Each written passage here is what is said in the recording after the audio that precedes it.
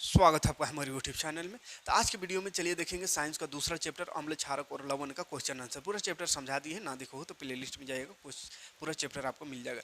तीसरा चैप्टर भी समझा दिए हैं, लेकिन दूसरा और तीसरा का क्वेश्चन आंसर नहीं कराए थे, तो आज क्वेश्चन आंसर करेंगे। तो इसमें सारा क्वेश्चन देखेंगे, जो कि बोर्ड एग्जाम हो या कोई स्कूल का एग्जाम हो, कोई भी एग्जाम हो, इससे हट करके कोई क्वेश्चन बन ही नहीं सकता इस चैप्टर से। इतना ज़्यादा क्वेश्चन इसमें दिखाएंगे। एमसीक्यू भी बताएंगे, एमसीक्यू जो कि टर्म 1 में आ सकता है, टिक लगाने वाला। उसके बाद 1 मार्क्स का क्वेश्चन देखेंगे, फिर 2 मार्क्स का क्वेश्चन देखेंगे, फिर 3 मार्क्स का क्वेश्चन देखेंगे, ठीक है। उसके बाद चित्रात्मक प्रश्न भी देखेंगे, यानी चित्र में कैसा कैसा क्वेश्चन पूछा जा सकता है चित्र बनाया हुआ, ठीक है। तो सारा प्रश्न देखेंगे, पूरे वीडियो में लास्ट तक बने रहिएगा। और वीडियो को कैसे, ये जो क्वेश्चन है उसको डाउनलोड कैसे करना वो भी बताएंगे। डाउनलोड भी कर लीजिएगा और आप उसको पढ़ सकते हैं डाउनलोड करके, ठीक है, पीडीएफ में। तो चलिए शुरू करते हैं बहुविकल्पीय प्रश्न उत्तर से। पहला क्वेश्चन है, एक प्राकृतिक सूचक यानी प्रकृति द्वारा जो हमें सूचक मिला है वो लिटमस है, ठीक है, लीचेन का पौधा से मिला है। प्रबल अम्ल, प्रबल यानी जिसमें H+ आयन ज्यादा निकले, स्ट्रॉन्ग अम्ल थे, HCl हो गया। निम्न में कौन दुर्बल अम्ल है, दुर्बल कमजोर, तो CH3COOH, इथेनोइक अम्ल, ये कमजोर अम्ल है। प्रबल क्षारक, प्रबल क्षारक क्या है, NaOH। तो प्रबल क्षारक, दुर्बल क्षारक, ये सब क्या होता है सारा कुछ समझा दिए हैं, देख लीजिएगा वीडियो, है ना। निम्न में कौन दुर्बल क्षारक है, दुर्बल माने कमजोर, थे MgOH का होल 2, मैग्नीशियम हाइड्रोक्साइड। अम्लों को जल के साथ मिश्रित करने पर क्या होता है, तो H+ आयन निकलता है, ठीक है। लिटमस विलियन बैगनी रंग का रंजक होता है जो निम्न में किस से निकाला जाता है, तो लीचेन के पौधा से निकाला जाता है, लीचेन हो जाएगा आंसर इसका, ठीक है। अगला प्रश्न है, जल में घुलनशील क्षारक क्या कहलाता है, तो जल में घुलनशील क्षारक को क्षार कहते हैं, ठीक है। निम्न कोई विलियन लाल लिटमस पत्र को नीला कर देता है, लाल को नीला कर रहा है बाबू, तो बोला इसका पीएच संभावतः क्या होगा, तो लाल को नीला कर रहा है, इससे पता चल रहा है कि ये क्षारक होगा, ठीक है। क्षारक का गुण है कि लाल लिटमस पत्र को नीला कर देता है, ठीक। तो क्षारक होगा, तो क्षारक का पीएच मान बताए थे 7 से अधिक होता है, तो 7 से अधिक देखिए कौन सा ऑप्शन में है, 10 है, 7 से अधिक, बाकी सब 7 से कम है, ठीक। अगला प्रश्न है, कोई विलियन जो है अंडे के पीसे हुए कवच से अभिक्रिया कर एक गैस उत्पन्न करता है जो चूने के पानी को दूधिया कर देता है, इस विलियन का में क्या होगा। तो देखिए कितना घुमा का क्वेश्चन है। कोई विलियन है, कोई विलियन है, उस विलियन में अगर अंडा का कवच जो होता है उसको पीस करके डाल दे तो एक गैस उत्पन्न होता है। वो कौन सा गैस उत्पन्न होता है वो भी नहीं दिया हुआ है, बोला है कि वो गैस ऐसा गैस है जो चूने का पानी को दूधिया कर देता है। तो कार्बन डाइऑक्साइड चूने को पानी को दूधिया करता है, यानी कार्बन डाइऑक्साइड उससे निकल रहा है। चूने अंडा का कवच को कोई विलियन से अभिक्रिया करने से कार्बन डाइऑक्साइड निकल रहा है, लेकिन यहाँ विलियन का नाम बताना है, कौन सा गैस निकल रहा है उसका नहीं। तो विलियन है HCl से अभिक्रिया कराएंगे अंडा का कवच को तो CO2 गैस निकलता है, कार्बन डाइऑक्साइड, ठीक। अगला क्वेश्चन है, अपच का उपचार करने के लिए निम्न में कौन सा औषधि का उपयोग करते हैं, मैंने कौन सा दवा। अपच यानी पेट खराब हो गया, पेट गड़बड़ हो गया, एसिडिटी हो गया, तो एसिड बढ़ जाता है इसलिए होता है, तो एंटा एसिड का प्रयोग करते हैं, यानी एसिड को मारने वाला क्षारक का, है ना। साधारण नमक का रासायनिक सूत्र NaCl हो जाएगा। अगला प्रश्न है, विरंजक चूर्ण का रासायनिक सूत्र लिखे, तो विरंजक चूर्ण का रासायनिक सूत्र हो जाएगा CaOCl2, कैल्शियम ऑक्सीक्लोराइड, है ना, कैल्शियम ऑक्सीक्लोराइड। अगला है बेकिंग सोडा का रासायनिक सूत्र, तो बेकिंग सोडा का रासायनिक सूत्र हो जाएगा सोडियम बाइकार्बोनेट होता है NaHCO3। CaOCl2 ये किसका नाम है, तो विरंजक चूर्ण है ना, Ca कैल्शियम ऑक्सीक्लोराइड।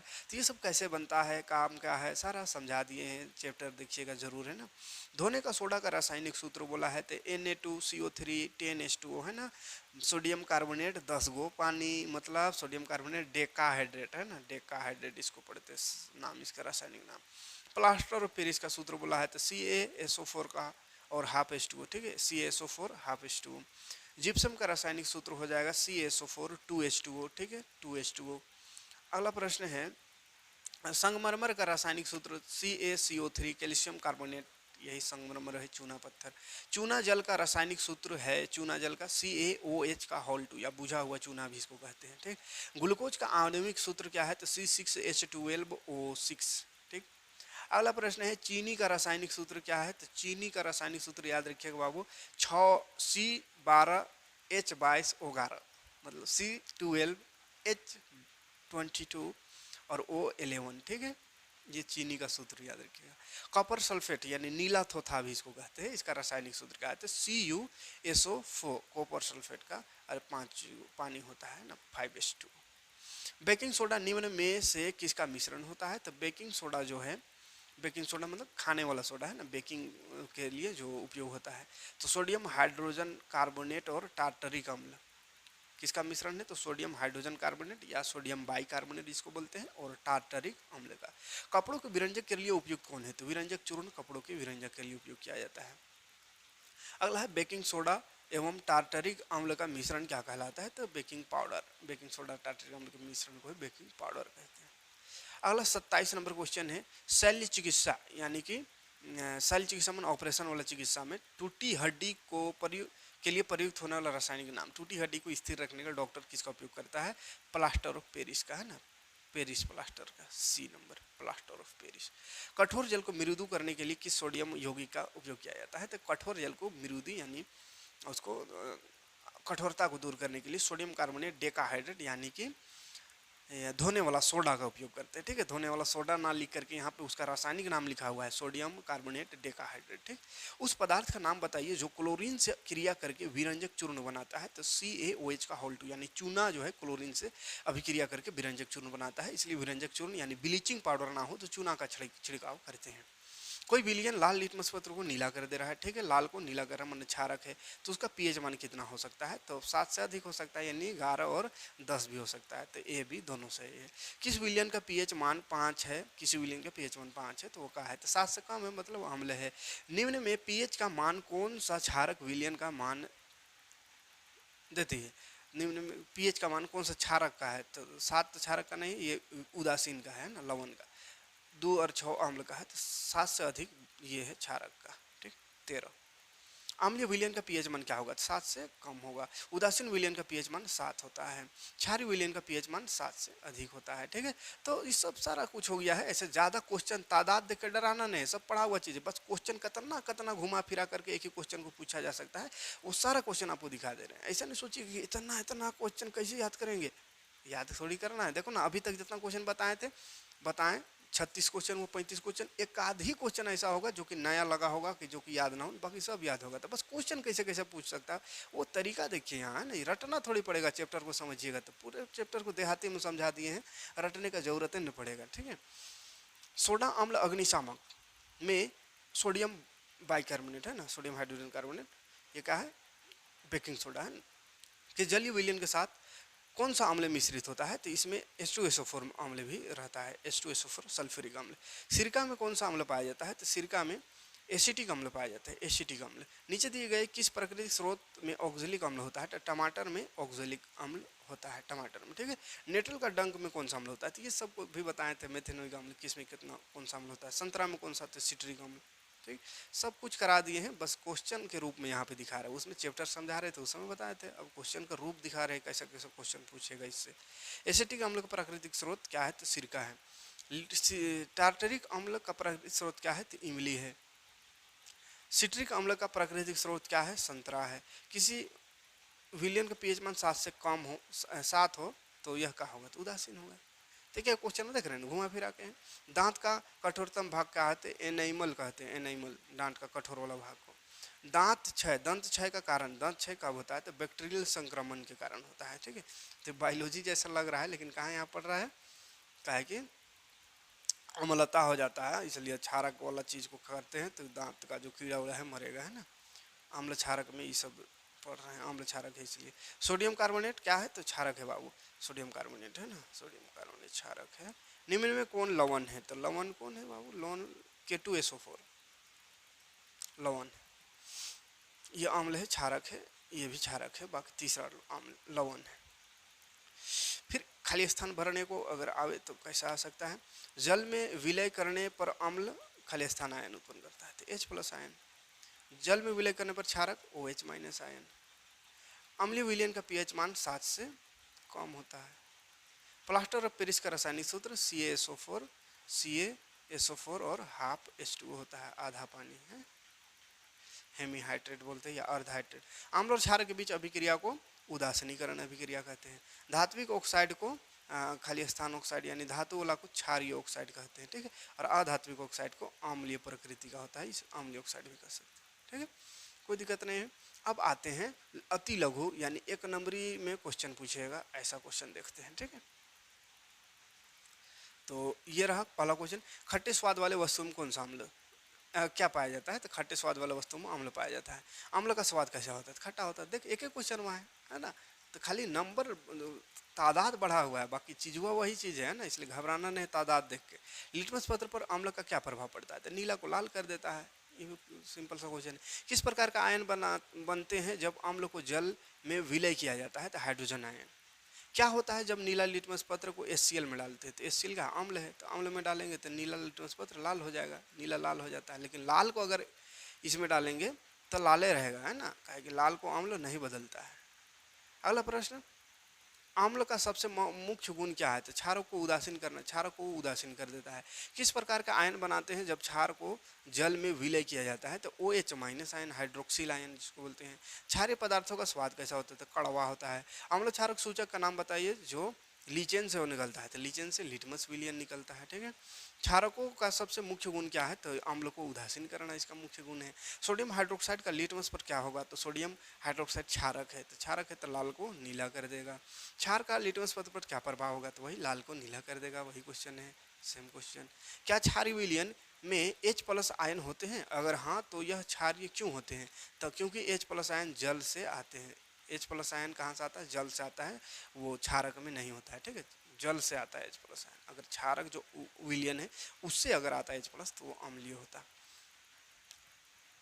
अम्ल एवं क्षारक के बीच होने वाले अभिक्रिया को क्या कहते हैं? तो उदासीनीकरण अभिक्रिया। एक प्रकृति सूचक का नाम बताना है, लिटमस या हल्दी।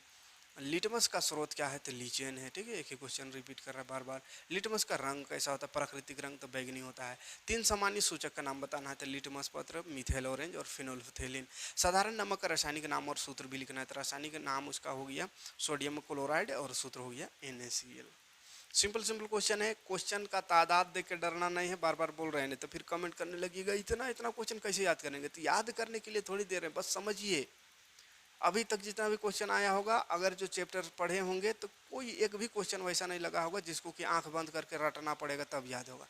बस क्वेश्चन का रूप बता रहे हैं कि कैसा कैसा क्वेश्चन पूछ सकता है। नहीं तो थोड़ा सा घुमा देता है क्वेश्चन एग्जाम में, तो कहते हैं ये वाला क्वेश्चन में तो पढ़वे न किए थे, अरे एग्जाम में आ गया, सिलेबस से बाहर से आ गया था। तो ऐसा कोनो सिलेबस से बाहर नहीं आएगा। क्वेश्चन कितना प्रकार से पूछ सकता है एक ही क्वेश्चन को, वही सब दिखा रहे हैं। ठीक है। विरंजक चूर्ण का रासायनिक नाम और सूत्र, तो ये भी पहले भी आ चुका है, टिक लगाने वाला में भी। कैल्शियम ऑक्सीक्लोराइड और इसका सूत्र हो गया CaOCl2।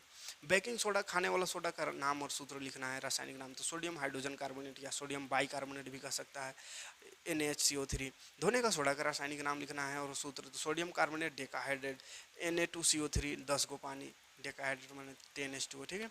प्लास्टर और पेरिस का रासायनिक नाम कैल्शियम सल्फेट अर्ध हाइड्रेट, आधा पानी है इसलिए अर्ध हाइड्रेट, पानी को हाइड्रेट कहते हैं साइंस में। रासायनिक सूत्र CaSO4 ½ जिप्सम का रासायनिक सूत्र कैल्शियम सल्फेट डेकाहाइड्रेट है ना, दो है तो डेकाहाइड्रेट, डाईहाइड्रेट, डेका नहीं डाईहाइड्रेट, यह है डाईहाइड्रेट। ठीक है, रासायनिक नाम कहता था calcium sulphate dihydrate. Zinc sulphate का रासायनिक सूत्र ZnSO4। जलीय कॉपर सल्फेट का रासायनिक सूत्र, जो जल में घुला हुआ कॉपर सल्फेट है, तो CuSO4 और 5 को पानी होता है। ठीक है, 5H2, 5 अणु होता है जल का। बिना बुझे हुए चूने का रासायनिक सूत्र CaO और CaOCl2 क्या है? तो प्रचलित नाम इसका विरंजक चूर्ण, ब्लीचिंग पाउडर है ना। पीने वाले जल को जीवाणु से मुक्त करने के लिए रोगाणुनाशक के रूप में उपयोग किए जाने वाले किसी एक यौगिक का नाम लिखना है, तो विरंजक चूर्ण का उपयोग करते हैं पीने वाला पानी को साफ करने के लिए। कपड़ों को विरंजक के लिए भी विरंजक चूर्ण का उपयोग करते हैं। उस पदार्थ का नाम बताइए जो क्लोरीन से क्रिया कर विरंजक चूर्ण बनाता है, तो कैल्शियम हाइड्रोक्साइड यानी बुझा हुआ चूना। उस अभिक्रिया का नाम बताइए जिसमें सोडियम क्लोराइड के जलीय विलयन में सोडियम हाइड्रोक्साइड व क्लोरीन गैस मुक्त होता है, तो क्लोरो क्षार अभिक्रिया। क्लोरो क्षार अभिक्रिया बढ़ाए थे, चैप्टर याद करिए है ना, चैप्टर पढ़िए तो समझ में सब आ जाएगा, एक भी क्वेश्चन आपको रटाना नहीं पड़ेगा। सोडियम हाइड्रोजन कार्बोनेट के विलयन को गर्म करने पर क्या होगा? इस अभिक्रिया के लिए समीकरण लिखे। तो सोडियम बाइकार्बोनेट को गर्म करते हैं तो सोडियम कार्बोनेट, हाइड्रोजन और कार्बन डाइऑक्साइड निकलता है। सोडियम बाइकार्बोनेट क्या है? खाने वाला सोडा है। ठीक है, इसको गर्म करते हैं तो सोडियम कार्बोनेट जल और कार्बन डाइऑक्साइड बनता है। तो ये कार्बन डाइऑक्साइड जो बनता है वो उसी कारण धूस का उसका जो है या ब्रेड सब, इडली सब, वो फूल जाता है और उसमें छेदा छेदा हो जाता है। ठीक है। धावन सोडा यानी धोने वाला सोडा का घोल, जलीय घोल अम्लीय होता है या क्षारीय होता है? तो क्षारीय होता है। ठीक है। कठोर जल को मृदु करने के लिए किसका उपयोग करते हैं? तो वही सोडियम कार्बोनेट यानी सोडियम कार्बोनेट डेकाहाइड्रेट यानी धोने वाला सोडा का।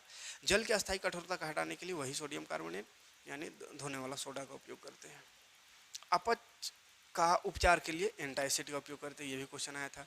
ये किसका नाम है? तो प्लास्टर ऑफ पेरिस का सूत्र है, ये भी आया था। प्लास्टर ऑफ पेरिस के साथ अभिक्रिया का समीकरण लिखना है। तो प्लास्टर ऑफ पेरिस का जल के साथ अभिक्रिया, तो 1.5 को पानी है ना, 1 1/1 यानी 1.5 को पानी है, ठीक है। जिससे अभिक्रिया करके ये बन जाता है CSO4 2H2O, यानी कि वह पत्थर बन जाता है जिप्सम।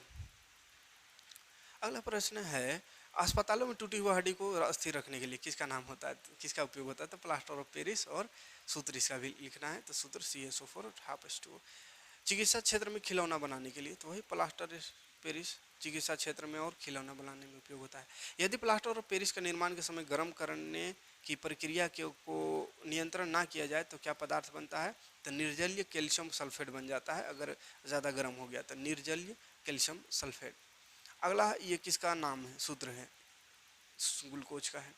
कोई बिलियन अंडे के पीसे हुए कवच से अभिक्रिया करके, देखिए HCl वाला, ये टिक लगाने वाला भी था, ठीक है। तो टिक लगाने वाला पूछ सकता है या इसमें पूछ सकता है, तो क्वेश्चन वही रहता है ना, उसी को पूछेगा, छोटा करके बड़ा करके, इधर से उधर से, 1 नंबर में या टिक लगाने में या खाली स्थान में, और क्या पूछेगा, जितना चैप्टर में उसी से पूछेगा, ठीक है। सोडियम हाइड्रोक्साइड का 10 मिलीलीटर विलियन HCl का 8 मिलीलीटर विलियन से पूर्णतः उदासीन हो जाता है। यदि हम NaOH का उसी विलियन का 20 मिलीलीटर ले तो इसे उदासीन करने के लिए HCl को उसी विलियन को कितना लेना होगा? तो 20 अगर ले, देख 10 में 8 लेना पड़ता है, देखिए ध्यान से, NaOH जो है 10 ml ले तो HCl 8 लेना पड़ता है। तो अगर NaOH को 20 कर देते, HCl कितना होगा? तो देखिए 10 गुना 2, 10 दूना 20 हो गया, 2 गुना, तो HCl भी तो 2 गुना लेना होगा, तो 8 दूनी 16 ml लेना होगा, ठीक। कोई विलियन लाल लिटमस को नीला कर रहा है, तो क्षारक है, ठीक है, क्षारक है, मतलब pH मान 7 से अधिक होगा। उदासीन विलियन का pH मान 7 होता है, अम्लीय विलियन का pH मान 7 से कम होता है, क्षारीय विलियन का pH मान 7 से अधिक होता है, शुद्ध जल का pH मान 7 होता है। pH स्केल का परास क्या होता है, मैंने कहाँ से कहाँ तक pH स्केल में होता है? तो 0 से 14 तक। pH परास हमारे शरीर में कार्य करता है, हमारा शरीर 7.0 से 7.8 के बीच हमारा शरीर सही कार्य करता है, ठीक है। मुंह के pH मान 5.5 से कम होने पर क्या प्रारंभ हो जाता है? तो इनेमल का संक्षारण, यानी दांत का सड़ना प्रारंभ हो जाता है, संक्षारण होना। पेट या उदर में दर किस अम्ल का निर्माण होता है? उदर में किस अम्ल का निर्माण होता है? पेट में तो HCl अम्ल का। मधुमक्खी के डंक मारने में व्यक्ति की त्वचा के भीतर कौन सा रासायनिक डाला जाता है? तो मेथेनोइक अम्ल डाला जाता है ना, इसलिए लहरता है। नेटल यानी बिच्छू बुट्टी, बिच्छू बुट्टी, ये पौधा है, नेटल का पौधा है ना।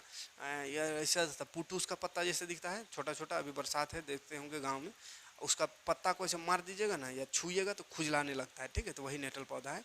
तो उसको डॉग पौधा भी कहते, इस डॉग पौधा का पत्ता उसमें छिड़क लगा देते हैं, डॉग पौधा का पत्ता को, तो ठीक हो जाता है उसका, है ना, जो प्रभाव है वो ठीक हो जाता है। तो ये 56, देखिए बहुत सारा क्वेश्चन आ रहा है, लेकिन घबराना नहीं, बार बार बोल रहे हैं ना, क्वेश्चन देखे, तादाद देख के नहीं डरना है, शेर बनिए, है ना, तादाद से डरिए नहीं। अम्लीय वर्षा क्या है? तो जब pH जो जल है, वर्षा जल, उसका pH मान 5.6 से कम हो जाता है तो उसे अम्ल वर्षा कहते हैं। pH का मान क्या होगा जब हम अम्ल की मात्रा किसी जल में बढ़ाते हैं? तो 7 से नीचे हो जाएगा। जल में क्षार मिलाने से उसके pH मान क्या होगा? तो जल में क्षार मिलाएंगे तो 7 से अधिक हो जाएगा pH मान। चींटी का डंक में कौन सा अम्ल होता है? तो मेथेनोइक अम्ल होता है।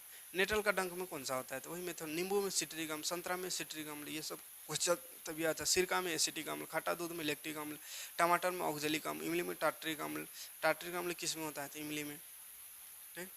तो ये सब रहा छोटा छोटा, एकदम बिल्कुल छोटा क्वेश्चन। आते हैं थोड़ा बड़ा क्वेश्चन 2 मार्क्स में, ठीक है। 2 मार्क्स का क्वेश्चन, पहला क्वेश्चन देख, 2 या 3 मार्क्स में यहाँ से क्वेश्चन पूछेगा, ठीक है। अम्ल एवं क्षारक की परिभाषा दे। तो क्या बज रहा है? अम्ल क्षारक परिभाषा क्या है? अम्ल वह पदार्थ है जो जल में घुलकर H+ आयन देता है। क्या करता है? जल में घुलकर H+ आयन देता है, या नीले लिटमस पत्र को लाल कर देता है। HCl H+ + Cl इस तरह से होता है जल में घुलने पर। क्षारक क्या है? तो वह जल में घुलकर OH- आयन देता है, या लाल लिटमस पत्र को नीला कर देता है, ठीक। अगला प्रश्न है, लवण किसे कहते हैं? तो अम्ल धातु के साथ मिलकर धातु, किन्हीं 2 लवण का नाम लिखना है, ठीक है। तो अम्ल धातु के साथ मिलकर धातु का एक यौगिक बनाता है जिसे लवण कहते हैं ना। तो अम्ल और धातु मिलकर के धातु का यौगिक बनाता है जिसको लवण कहते हैं। जैसे NaCl हो गया, Na2SO4 हो गया, सोडियम सल्फेट। दुर्बल अम्ल किसे कहते हैं? कमजोर अम्ल। वैसे अम्ल जो जल में घुलकर कम हाइड्रोजन आयन दे, है ना, तो कम H+ आयन निकले तो दुर्बल, और ज़्यादा मिले तो प्रबल, है ना। एग्जाम्पल ये सब हो गया H2CO3 हाइड्रोजन कार्बोनेट, और एथेनोइक अम्ल। प्रबल अम्ल क्या है, तो जिसमें H प्लस आयन अधिक उत्पन्न हो, अधिक संख्या में H प्लस आयन उत्पन्न हो, तो जैसे HCl और H2SO4। क्या आवाज कर रहा है। अगला प्रश्न है, सूचक क्या है। सूचक देखिए, वैसा पदार्थ जो हमें रंग परिवर्तन द्वारा घोल की प्रकृति की सूचना देता है, यानी घोल जो है, विलियन जो है, आम्लहीन क्षारक है, उसका सूचना देता है, उसको बोलते हैं सूचक। जैसे मेथिल ऑर्गेन, फिनोल्फथेलिन। और प्राकृतिक सूचक में आ जाएगा लिटमस पत्र, गंधि सूचक में प्याज आ जाएगा, है ना। 3 तरह का सूचक बताए थे, प्राकृतिक सूचक, गंधि सूचक और एक कृत्रिम सूचक, ठीक है। तो कृत्रिम सूचक में हो गया मेथिल ऑर्गेन, फिनोल्फथेलिन, और प्राकृतिक सूचक में लिटमस पत्र, और गंधि सूचक में प्याज। तनुकरण किसे कहते हैं, तो जल में अम्ल या क्षारक मिलाने पर आयन की सांद्रता H3O प्लस या OH माइनस जो आयन होता है, दोनों की सांद्रता कम हो जाता है, तो इसको तनुकरण कहते हैं ना। अम्ल या क्षारक को जल में मिलाएंगे तो उसका अम्लता थोड़ा थोड़ा कम होते जाएगा, तो उसी को तनुकरण कहते हैं, ठीक है। प्रबल क्षारक को 2 उदाहरण देना है, तो सोडियम हाइड्रोक्साइड और पोटेशियम हाइड्रोक्साइड। उसके बाद दुर्बल क्षारक के 2 उदाहरण, तो कैल्शियम हाइड्रोक्साइड और मैग्नीशियम हाइड्रोक्साइड। गंध सूचक किसे कहते हैं, तो वे पदार्थ जिनकी गंध अम्लीय या क्षारीय माध्यम में बदल जाता है, गंध बदल, महक बदल जाता है, उसी को गंध सूचक कहते हैं। जैसे प्याज और लौंग का तेल। सारा कुछ बताए हैं बाबू, है ना। चैप्टर जो पढ़े होंगे उसके लिए तो क्वेश्चन खाली पढ़ रहे होंगे, आंसर अपने आ रहा होगा, ठीक है। उदासीनीकरण अभिक्रिया क्या है, तो अम्ल और क्षारक की अभिक्रिया के फलस्वरूप लवण तथा जल बनाता है, इससे उदासीनीकरण अभिक्रिया कहते हैं। जैसे क्षारक है, ये अम्ल है, NaCl और H2, ये क्षारक, ये अम्ल CaSO4 H2, लवण और जल बनता है। अम्ल और क्षारक के बीच का अभिक्रिया को उदासीनीकरण अभिक्रिया कहते हैं, लेकिन क्यों कहते हैं ये पूछ दिया पर। तो क्यों कहते हैं, क्योंकि ये उदासीन कर देता है विलयन को, ठीक है।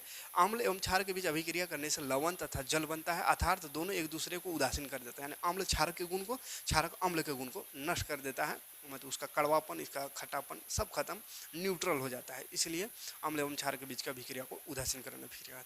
अम्ल एवं क्षारक की 2 समानता लिखी थी, वे विद्युत के सुचालक होते हैं।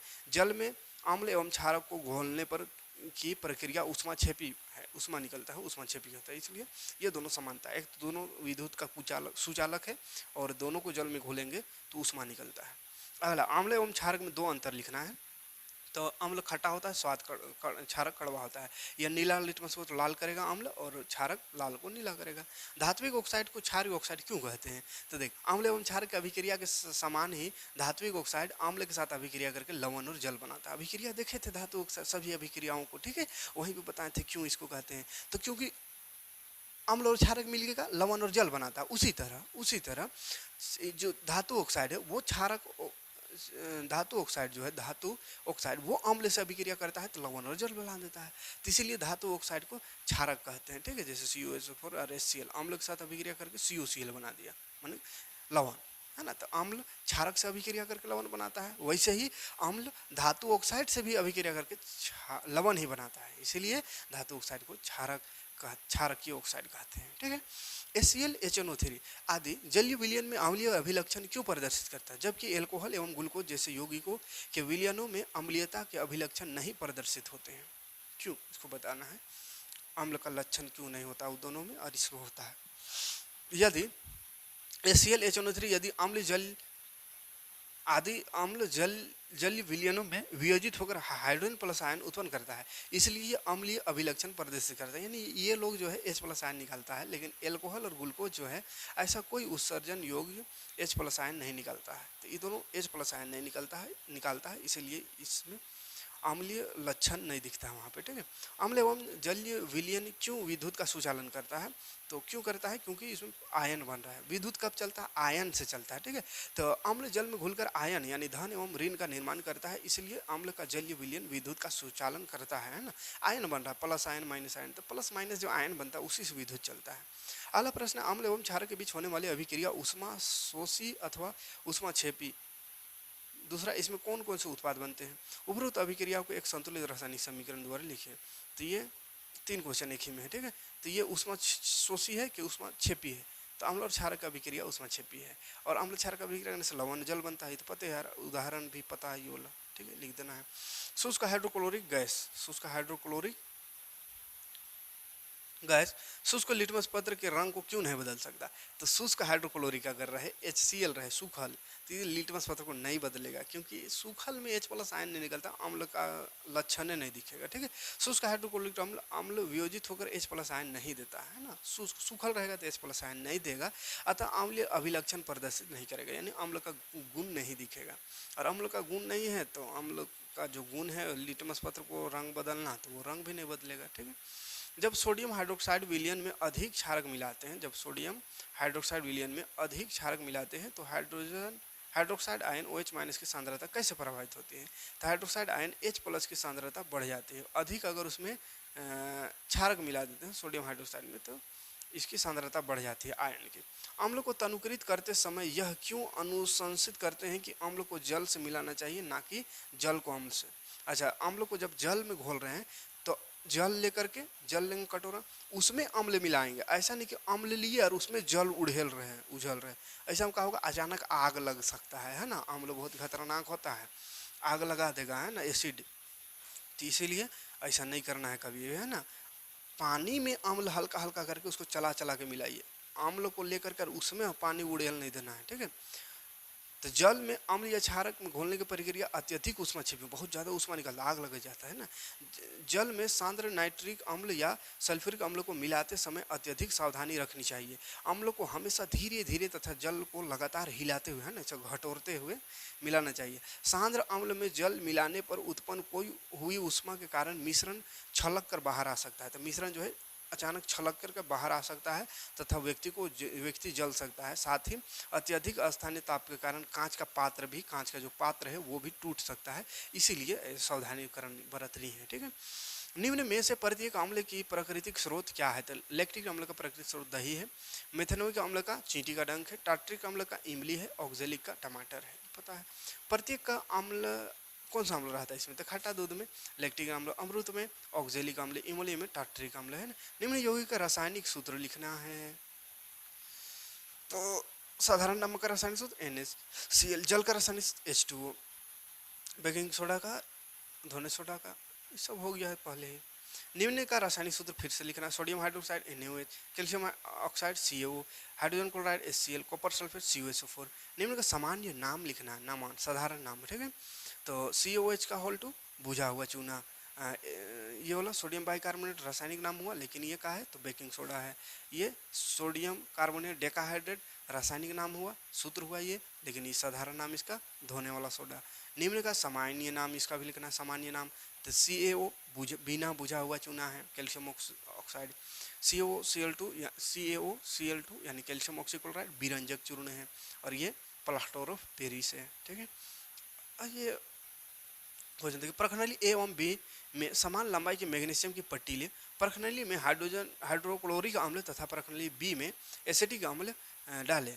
इस किस प्रखनली में अधिक तेजी से बुदबुदाहट होगी और क्यों? तो हाइड्रोक्लोरिक वाला में ज़्यादा बुदबुदाहट होगी, है ना, A में ज़्यादा, क्यों? क्योंकि ये जो है यानी हाइड्रोक्लोरिक अम्ल वो प्रबल अम्ल है। ठीक है, प्रबल यानी ज़्यादा उसमें H प्लस आयन रहता है, तो ए में प्रबल अम्ल डाला गया, जबकि बी में दुर्बल अम्ल, बी वाला कमजोर अम्ल है इसलिए ज़्यादा वो हड़बड़ाएगा नहीं। ठीक है, प्रबल अम्ल दुर्बल अम्ल की तुलना में अधिक H प्लस आयन देता है, इसलिए प्रखनली ए में गैस तेजी से निकलेगा, है ना, H प्लस आयन तेजी से निकलेगा, गैस तेजी से, बुलबुला तेजी से निकलेगा। अम्ल के विलयन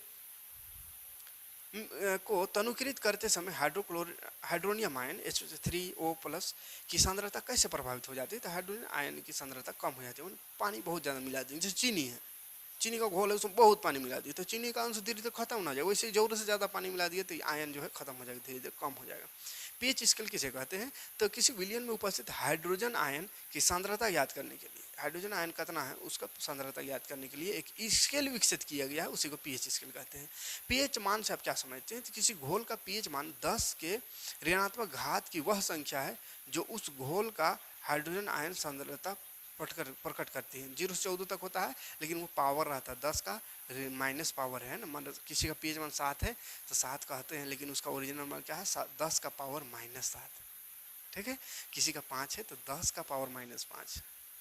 ठीक, H प्लस आयन की सांद्रता को का विलयन की प्रकृति पर क्या प्रभाव पड़ता है? तो हाइड्रोजन आयन का सांद्रता बढ़ जाता है, विलयन और अधिक अम्लीय हो जाता है ना, विलयन H प्लस आयन और अधिक बढ़ जाता है। एक शीतल पेय यानी ठंडा पीने वाला का पीएच मान 4 है, नीले और लाल लिटमस पत्र में क्या प्रभाव करेगा? तो 4 है माने अम्ल है, 7 से कम अम्ल है, तो अम्ल क्या करता है? नीले को लाल करता है, तो नीला को लाल कर देगा, ठीक है। और लाल में कोई प्रभाव नहीं पड़ेगा, लाल में कोई प्रभाव नहीं पड़ेगा, कहे कि अम्ल लाल को कुछ नहीं करता है, नीला को लाल करता है, ठीक है। आश्वित जल विद्युत का चालन क्यों नहीं करता? आश्वित जल माने आसु जल जो होता है, डिस्टिल वाटर, नहीं विद्युत उसमें लगेगा करंट, जबकि वर्षा जल में करंट लगेगा, क्यों? तो आश्वित जल में H+ आयन अलग नहीं होते, H+ आयन उसमें नहीं निकलता है। वर्षा जल में अम्ल तथा अन्य अशुद्धि होता है, इसीलिए वो H+ आयन निकालता है। H+ आयन यानी आयन निकाल रहा है, तो फिर उसमें करंट लगेगा। जल की अनुपस्थिति में अम्ल का व्यवहार अम्लीकरण होता है, बहुत इंपॉर्टेंट क्वेश्चन आ गया। तो जल की उपस्थिति में चैप्टर पढ़ाए थे, उस समय भी समझाए थे। तो केवल जल, अम्ल केवल जल में घुलकर ही H+ आयन देता है। H+ आयन जब तक नहीं देगा वो अम्ल जैसा लगेगा ही नहीं, ठीक है। और जल में घुलता है तब H+ आयन देता है, तो जल में घुलता है तब H+ आयन देता है, इसलिए जल में की अनुपस्थिति में हाइड्रोजन आयन नहीं बनता है। यही कारण है कि अम्ल जो है अपना अम्लीय व्यवहार नहीं करेगा जल का अनुपस्थिति में। तथा जो दूध का पीएच मान 6 होता है, ये क्वेश्चन भी कराए थे, चैप्टर बताए थे, उस समय बोले थे बहुत इंपॉर्टेंट क्वेश्चन है, आता है एग्जाम में। तो चलिए देख लेते हैं इसका आंसर बढ़िया से। ताज़ा दूध का पीएच मान 6 होता है। दही बन जाने पर पीएच मान पर क्या परिवर्तन होता है? तो दूध में लैक्टिक अम्ल होता है, अर्थात जब दूध से दही बनता है तो वह अधिक अम्लीय हो जाता है, इसलिए पीएच मान 6 से कम हो जाता है। इससे और भी क्वेश्चन आएगा अभी आगे जाकर, ग्वाला वाला है ना, बताया था बोला, तो उसको भी याद करिए, वो ज़्यादा इंपॉर्टेंट है। प्रति अम्ल यानी एंटासिड क्या है, इसका 2 उदाहरण लिखे। तो ये मंद क्षारक है, मतलब हल्का हल्का क्षारक होता है जो अम्ल को मारता है, ठीक है। यह अपच का उपचार करता है, मैंने पेट गड़बड़ा गया, गैस से धुंगिया ढेकार सब दे रहा है, तो उसको मारता है। जैसे milk of magnesia, magnesium hydroxide जिसको रासायनिक नाम है, और सोडियम हाइड्रोजन कार्बोनेट, ये सब का उपयोग कर सकते हैं। अम्ल तथा क्षारक में जल में आयनित, अम्ल तथा क्षार जल में आयनित होते हैं। प्रत्येक से जल की में उपस्थित आयनों का नाम लिखे। तो जल में उपस्थित आयन अम्ल में H3O+ होता है और H+, दोनों में से कुछ भी हो सकता है, और क्षार में OH- आयन होता है, ये तो पता है। आज देखिए ग्वाला वाला, ग्वाला ताजे दूध में थोड़ा बेकिंग सोडा मिलाता है, कहाँ को मिलाता है? तो ताजे दूध में पीएच के मान को 6 से बदलकर थोड़ा क्षारीय क्यों बना देता है? क्वेश्चन इसमें 2 तरह का है ना, दूध को दही बनने में अधिक समय क्यों लगता है? देखिए आंसर, बेकिंग सोडा की प्रकृति क्षारीय होता है। जब बेकिंग सोडा को दूध में मिलाया जाता है तो दूध प्रकृति हो जाता है, दूध का प्रकृति क्षारीय हो जाता है ना। अम्ल रहेगा तो जल्दी खट्टा हो जाएगा, फट जाएगा, तो उसको थोड़ा क्षारीय बना देता है, इसीलिए उसमें बेकिंग सोडा मिलाता है। अब दूध को दही में बनने में अधिक समय ऐसा करने से लगता है, तो क्यों लगता है वो पूछा है। तो बेकिंग सोडा मिलाने से दूध की प्रकृति क्षारीय हो जाती है, जो इसे जल्द खट्टा होने से या अम्ल होने या दही बनने से रोकती है, इसलिए दूध की दही बनने में क्षारक बन जाता है, इसलिए दूध में से जल्दी दही नहीं बनता है ना, क्षारीय हो जाता है इसीलिए।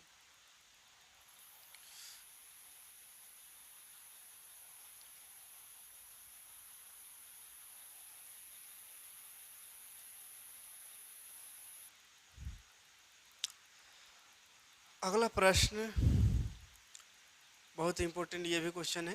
पीतल एवं तांबे के बर्तन में दही और खट्टा पदार्थ नहीं रखते हैं, क्यों?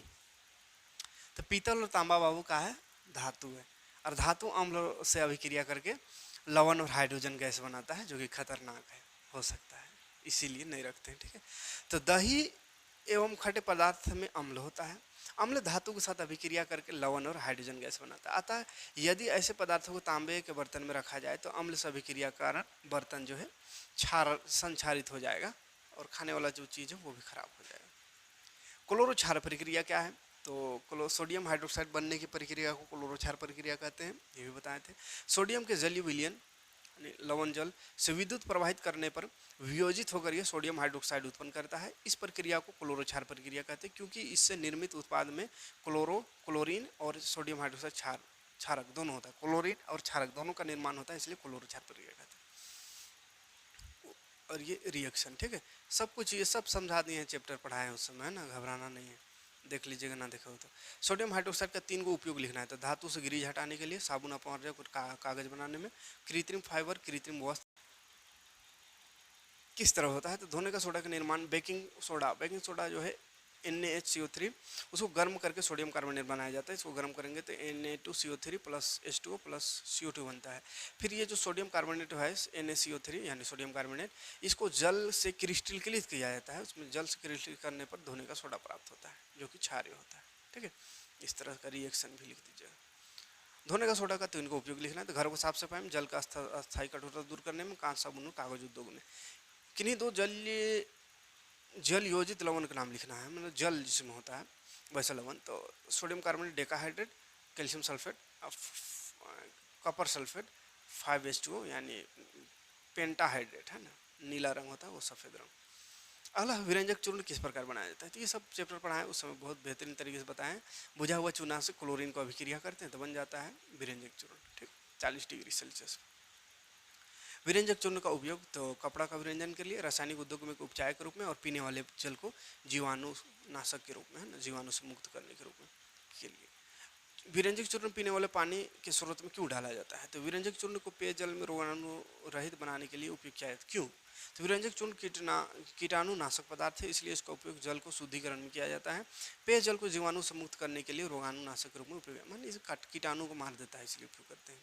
यदि विरंजक चूर्ण को वायु में खुला छोड़ दे तो क्या होगा। तो इसका जो क्लोरीन है वो उड़ जाएगा, है ना, धीरे धीरे क्लोरीन बाहर निकल जाएगा, बन जाएगा खाली चूना। जिप्सम क्या है, इसको 373 केल्विन पर गर्म करने से क्या होगा। तो gypsum calcium sulphate dihydrate, calcium sulphate dihydrate को जिप्सम कहते हैं। इसका सूत्र ये है CaSO4 2H2O, और इसको 373 केल्विन पर गर्म करते हैं तो ये 3/2 अणु को त्याग देता है और प्लास्टर ऑफ पेरिस बनाता है, ठीक है। ये सब पढ़ा चुके हैं। बेकिंग सोडा किस प्रकार तैयार होता है तो ये सब कर दिए हैं, ठीक है। देख लीजिएगा, चैप्टर पढ़ाएं उस समय बहुत बेहतरीन तरीके से बताए हैं, इसका उपयोग भी बताए हैं, ठीक है। देख लीजिए, लिख लीजिए। चलिए, ये सब क्वेश्चन हमारे दांत में, दांतों का एनिमल का सबसे कठोर पदार्थ है एनिमल जो है दांत का सबसे कठोर पदार्थ। चॉकलेट या मिठाई खाने के कारण ये क्षय कैसे हो जाता है, इसका संचारण कैसे करेंगे, संरक्षण कैसे करेंगे, बचाएंगे कैसे। चॉकलेट या मिठाई खाने पर बाद मुंह में उपस्थित बैक्टीरिया भोजन के अवशिष्ट शर्करा एवं खाद्य पदार्थ से दांतों के बीच फंसे रह जाते हैं का निम्नीकरण करके लैक्टिक अम्ल उत्पन्न करता है, तो अम्ल बन जाता है। अम्ल बनता है तो धीरे धीरे दांत सड़ने लगता है। यह अम्ल मुंह का पीएच मान को घटा देता है, जिससे दांतों में एनिमल प्रभावित होने लगते हैं और दांतों का क्षय होने लगता है। मुंह की सफाई के लिए क्षारीय दंतमंजन का उपयोग करना चाहिए ताकि अम्ल की अधिकता को उदासीन कर सके और दांत क्षय को रोका जा सके। अगला है 11 नंबर, 11 बोलते 53 नंबर। पदार्थ एक्स पावरोटी या केक को मुलायम कर देता है एवं स्पंजी बना देता है, तो उस एक्स का नाम सूत्र लिखना है और इसका और एक और उपयोग लिखना है। तो वो कौन सा है जो पावरोटी को मुलायम, केक को मुलायम कर देता है और उसको स्पंजी बना देता है एकदम, है ना। तो कहा है खाने वाला soda, sodium hydroxide, sodium hydrogen carbonate, है ना, सोडियम हाइड्रोजन कार्बोनेट खाने वाला सोडा। इसका एक और उपयोग है सोडा अम्ल अग्निशामक में। चलो एक लास्ट ये क्वेश्चन देखिए, एक बेकर ने पाया, बेकर माने वही बनाने वाला, है ना, बेकिंग करने वाला, पावरोटी सब बनाने वाला, उसके द्वारा बनाए केक कठोर और आकार में छोटा है। वह कौन सा संगठन डालना भूल गया जिससे केक फूला हुआ बन सकता था। तो वो का बेकिंग पाउडर डालना भूल गया, है ना। तो बेकिंग पाउडर सोडा जो है, खाने वाला सोडा, बेकिंग सोडा का एक मंद खाद्य अम्ल टार्टरिक अम्ल का मिश्रण है। बेकिंग सोडा पाउडर क्या है, बेकिंग सोडा और टार्टरिक अम्ल का मिश्रण है।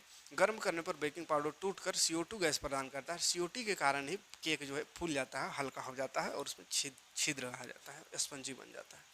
ये रिएक्शन देखिए, सोडियम बाइकार्बोनेट H+, इसमें ये CO2 और H2O बनता है। अगला देख प्लास्टर ऑफ पेरिस किस प्रकार बनाया जाता है। तो ये जिप्सम को 373 केल्विन पर गर्म करने पर या जल के अणुओं को त्याग कर कैल्शियम सल्फेट अर्धहाइड्रेट हेमीहाइड्रेट का निर्माण करता है, उसी को प्लास्टर ऑफ पेरिस कहते हैं, ठीक है। ये सब रिएक्शन लिखिएगा। प्लास्टर ऑफ पेरिस का उपयोग टूटी हुई हड्डी को स्थिर रखने के लिए, सजावटी सामान के लिए, खिलौना बनाने के लिए, ठीक, सतह को चिकन करने के लिए। प्लास्टर ऑफ पेरिस को अर्धरोधी बर्तन में क्यों रखा जाना चाहिए। आर्द्ररोधी माने पानी जिसमें ना पड़े ऐसा बर्तन में रखना चाहिए। तो प्लास्टर ऑफ पेरिस को आर्द्ररोही यानी कि जिसमें पानी का अंश ना पड़े ऐसे बर्तन में रखना चाहिए। क्यों, क्योंकि अगर उसमें पानी पड़ जाए तो कठोर हो जाएगा, जिप्सम का निर्माण हो जाएगा, ठीक है ना। पानी उसमें देंगे तो कठोर होकर फिर जिप्सम बन जाएगा, पत्थर बन जाएगा, ठीक है। इसलिए प्लास्टर ऑफ पेरिस को आर्द्ररोधी बर्तन में रखा जाता है, नहीं तो कुछ समय बाद इसकी पूरी मात्रा जिप्सम में बदल जाएगी, यानी फिर से पत्थर बन जाएगा, ठीक है, पानी इसको मिलेगा। तो ये रिएक्शन देख लीजिए, पानी इसमें जहाँ आया और ये बन गया, ये यहाँ पे एक चीज छूटा हुआ, 1/2 होगा। क्रिस्टलन का जल क्या है, कोई उदाहरण दे। तो जब किसी लवण में जल के कुछ अणु रहते हैं तो उसे क्रिस्टलन का जल कहते हैं। जैसे CuSO4 में 5 गो पानी है, ये क्रिस्टल का जल है। और प्लास्टर ऑफ पेरिस में जैसे हाफ H2O है, तो ये हाफ जो है 1/2 ये क्रिस्टल का जल। जिप्सम में ये 2 जो है जिप्सम में वो क्रिस्टल का जल है। एक क्षारीय लवण है X जिसके क्रिस्टल जल 10 अनुपस्थित है, इसका उपयोग कांच, साबुन आदि उद्योग में करते हैं, तो वो कौन सा है? तो याद कीजिए कैल्शियम कार्बोनेट डेकाहाइड्रेट, धोने वाला सोडा है ये, ठीक है। और इसका निर्माण बोला कैसे होता है, तो ये कैसे होता है उसका सूत्र लिख दीजिएगा, सब बता चुके हैं, ठीक। निम्न अभिक्रियाओं के लिए पहले शब्द समीकरण लिखे, उसके बाद संतुलित समीकरण लिखे। तो तनु सल्फ्यूरिक अम्ल दानेदार जिंक के साथ अभिक्रिया करने का होगा, तो सल्फ्यूरिक अम्ल प्लस जिंक सल्फेट और हाइड्रोजन गैस बनाएगा, ठीक है। तो ये लिख देना है समीकरण इसका, संतुलित भी कर देना है, ठीक है। संतुलित करना पहला चैप्टर में बढ़िया से सिखाए थे। तनु हाइड्रोक्लोरिक अम्ल मैग्नीशियम पट्टी के साथ अभिक्रिया, तो तनु हाइड्रोक्लोरिक अम्ल यानी HCl और Mg मैग्नीशियम से अभिक्रिया, तो बन जाता है मैग्नीशियम क्लोराइड, MgCl2 और H2 गैस उत्पन्न होता है। तो इसको भी संतुलित करने के लिए यहाँ 2 लगा हुआ है, संतुलित कर लीजिएगा। तनु सल्फ्यूरिक अम्ल एल्युमिनियम से, तो तनु सल्फ्यूरिक अम्ल यानी H2SO4, एल्युमिनियम यानी Al, तो बनता है कहा इसमें एल्युमिनियम सल्फेट Al2SO4 का होल 3 और हाइड्रोजन गैस, ठीक। संतुलित फिर कर देना है। तनु हाइड्रोक्लोरिक अम्ल, तो हाइड्रोक्लोरिक अम्ल HCl हो गया, लोह का रेतन, रोह के रेतन, लोहा माने Fe से, तो फेरिक क्लोराइड यानी FeCl3 बनता है और H2 गैस निकलता है, ठीक। अब आते हैं आखिरी ग्रुप चित्रात्मक प्रश्न में, चित्र दिया हो रहेगा, उससे कैसे कैसे क्वेश्चन पूछा जा सकता है, ठीक है। फटाफट देख लेते हैं। वीडियो लंबा हो रहा है लेकिन घबराइएगा नहीं बाबू, क्वेश्चन भी बहुत है लेकिन देख कर डरना नहीं है। चैप्टर जो समझ गए होंगे तो उसके लिए एक ही 2 क्वेश्चन ऐसा आया होगा अभी तक जिसको थोड़ा सा याद करना पड़ेगा, 1-2 बार पढ़ना पड़ेगा। बाकी अगर चैप्टर समझ लिए होंगे तो सारा क्वेश्चन हो जाएगा। मकसद मेन है क्वेश्चन कितना बन सकता है वो दिखाना, ठीक है। कैसा कैसा घुमा के क्वेश्चन पूछ सकता है, क्योंकि 95 का टारगेट लिए है तो यूं ही नहीं मिल जाएगा, है ना। आप क्वेश्चन देख के डराइएगा तो कैसे होगा। एल्कोहल एवं ग्लूकोज जैसी यौगिकों में भी हाइड्रोजन होते हैं, लेकिन इनका वर्गीकरण अम्ल की तरह नहीं होता है। एक क्रियाकलाप द्वारा इसे साबित करें। क्रियाकलाप क्षेत्र में क्रियाकलाप वाला क्वेश्चन पूछ सकता है। तो आवश्यक सामग्री इसके लिए है बीकर 2 किले कोक। आवश्यक रासायनिक पदार्थ है तनु HCl। प्रयोग विधि चित्र अनुसार उपकरणों को व्यवस्थित कर एक विद्युत परिपथ बनाते हैं। पात्र को पहले अल्कोहल से भरते हैं, बैटरी के परिपथ से जोड़ते हैं एवं बल्ब का निरीक्षण करते हैं, तो पाते हैं कि बल्ब नहीं जलता है। निष्कर्ष अल्कोहल तथा ग्लूकोज विद्युत का चालन नहीं करता है, अतः इन्हें अम्ल की श्रेणी में नहीं रखा जाता है, ठीक है। तो अल्कोहल और ये ग्लूकोज का देखना है कि अम्ल की श्रेणी में नहीं रखा जाता, उसका क्रियाकलाप। तो अल्कोहल और ग्लूकोज यहाँ डाल के देखना है, यहाँ 2 कील है देख लीजिए, और यहाँ बैटरी जोड़ना है और यहाँ बल्ब है, तो बल्ब नहीं जलेगा, काहे कि अल्कोहल से विद्युत धारा पास नहीं होगा ना ग्लूकोज से, ठीक है। तो नहीं पास हो रहा है मतलब H+ आयन नहीं निकल रहा है, H+ आयन नहीं निकल रहा है मतलब अम्ल नहीं है, ठीक है। दानेदार जिंक से तनु सल्फ्यूरिक अम्ल की चित्र अनुसार क्रिया कराई गई, तो चित्र में ABC रिक्त स्थान को पूर्ति करना है। मैंने ABC देखिए ABC यहाँ खाली है, यहाँ क्या क्या भराएगा उसको लिखना है। तो ए जो है ना बाबू, ए यहाँ पे, तो ये हाइड्रोजन गैस है, ये बुलबुला जो निकल रहा है हाइड्रोजन गैस का, तो एक जगह हाइड्रोजन गैस होगा। बी जो है फट फट मैंने आवाज कर रहा, फट फट साबुन का विलियन। सी जो है धवनी जो है, बी धवनी कैसा धवनी, तो फट फट फट फट धवनी कर रहा है। सी जो है ये विलियन, क्या चीज़ का विलियन है, सी यहाँ पे, तो ये साबुन का विलियन है, और अभिक्रिया इस तरह से दिखाना है।